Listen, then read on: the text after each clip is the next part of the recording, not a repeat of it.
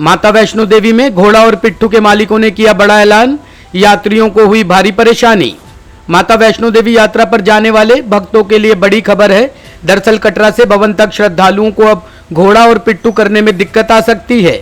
ऐसा इसलिए क्योंकि घोड़ा और पिट्ठू के मालिक हड़ताल पर चले गए हैं। ऐसे में माता वैष्णो देवी दरबार में माथा टेकने आए श्रद्धालुओं को काफी परेशानी हो रही है, खासकर बच्चों और बुजुर्गों को। दरअसल माता वैष्णो देवी श्राइन बोर्ड ने कुछ वर्षों पहले घोड़ा, पिट्ठू और पालकी की सेवा के लिए प्रीपेड सिस्टम लागू किया था, जिसके जरिए अगर किसी यात्री को परेशानी होती थी तो वह इन मालिकों से सीधे बात कर किराया तय कर लेते थे और ज्यादातर मालिक यात्रियों से अधिक किराया वसूलते थे, जिसकी कई बार श्राइन बोर्ड को इसकी शिकायतें भी की गई और अंत में श्राइन बोर्ड ने प्रत्येक प्रीपेड काउंटर पर घोड़ा, पिट्ठू और पालकी के लिए हाल ही में नंबर सिस्टम अनिवार्य कर दिया। वहीं अब घोड़ा, पिट्ठू वाले इस प्रीपेड सिस्टम का विरोध कर रहे हैं, जिसे लेकर अब इन्होंने हड़ताल कर दी है। जो हमारी डिमांड है वो एक ही डिमांड है कि नंबर सिस्टम पे पहले बात की जाए, फिर उसके बाद ऐसे नहीं, पहले बात की जाए आप यहाँ पे करना क्या चाहते हैं वैष्णो देवी ट्रैक पे, और नंबर सिस्टम लगाने की जरूरत क्या पड़ी। ये गाड़ियां तो है नहीं 2 दिन खड़ी रहे, 3 दिन, घोड़े हैं 2-4 घंटे में फेरा नहीं लगे तो ये जाते ही नहीं है। और दूसरे नंबर पे यहाँ पे 12 महीने यात्रा तो ऐसी है नहीं जो 1100 रुपया दे पाए। यहाँ पे साल में महीना 2 महीने रश रहते हैं, उसके बाद हमारे घोड़े वाले 1100 रेट है तो 700 में 600 में जाते हैं, और जब नंबर सिस्टम होगा तो आधी यात्रा तो ऐसे ही जाएगी।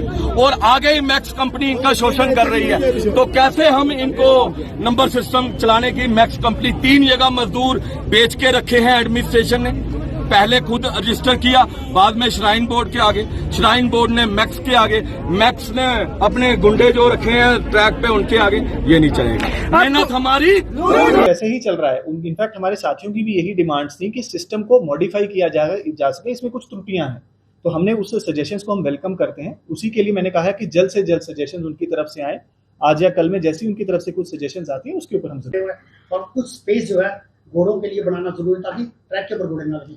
देखिए, बाणगंगा सेक्टर में सबसे ज्यादा इस प्रॉब्लम से जूझ रहे थे हमारे यात्री, तो इसके लिए बाणगंगा से ताराकोट से जुड़ती हुई जो लिंक रोड है उसके ऊपर एक नया जो है पोनी स्टैंड वो अभी हाल ही में स्टार्ट किया गया है, और हमारे पालकी वाले, पोनी वाले वहीं पर वेट कर सकते हैं ताकि ट्रैक की जो जगह है वो खाली रह सकती है। और उसको शेड के साथ कवर किया गया, और साथ ही बहुत ही नज़दीक वहाँ पे एक टॉयलेट ब्लॉक भी हमारे सभी स्टेक होल्डर्स के लिए बनाया जा रहा है ताकि उनको वेट करने में किसी तरीके की परेशानी ना हो। बाकी सेक्टर्स में भी ऐसे ही पोनी स्टैंड जो हैं वो बनाए गए हैं। हाउएवर ये जो एक इवॉल्विंग सिचुएशन रहती है, जैसा आपने बताया कि ट्रैक पर कई जगह ऐसी प्रॉब्लम्स आती है, तो वक्त ब वक्त जहाँ जहाँ पर हमें स्पेस ऐसी मिलती जाती है और जहाँ जहाँ हमें लगता है कि यात्रियों और स्टेक होल्डर्स दोनों के लिए वो जगह सूटेबल है, मिलता है तो ओवर चार्जिंग होती है। इन्हीं 2 चीज़ों का जो इलाज है वो सिस्टमिक ऑटोमेशन होती है, चाहे वो प्राइवेट एम्प्लॉई हो, चाहे वो प्राइवेट प्लेयर हो, हमारा एम्प्लॉई हो। एम्प्लॉई या मैनुअल इंटरफेरेंस को कम से कम करने की हमारी कोशिश है। तो ये जो नया प्रीपेड सिस्टम है ये ऑटोमेट कर देता है सिस्टम्स को, तो इसलिए आपको किसी पर्टिकुलर पर्सन को या किसी प्राइवेट एजेंसी को पर्सनली रिक्वेस्ट करने की जरूरत नहीं है। आपने सिर्फ काउंटर पर वो स्लिप जो है वो इशू करवानी है, नोटिफाइड चार्जेस पे करने, उसके बाद ऑटोमेटिकली सिस्टम आपको घोड़ा प्रोवाइड करेगा। कोशिश सिर्फ यही है कि सारी चीजें ऑटोमेट की जाए। हुआ था कार्ड्स को ब्लॉक करना है या अनब्लॉक कैसे करना है, ये सही बात है कि उसकी कुछ कंप्लेंट्स हमारे साथियों ने आज की हैं, तो इसका संज्ञान लेते हुए हमारी कोशिश रहेगी कि अगले 5-6 दिनों तक ये कार्ड ब्लॉक करने वाली प्रक्रिया को हम निलंबित रखेंगे, सस्पेंड रखेंगे, ताकि हमारे साथियों को ऐसी परेशानी ना आए कि किसी प्राइवेट एजेंसी की वजह से प्रॉब्लम आ रही है।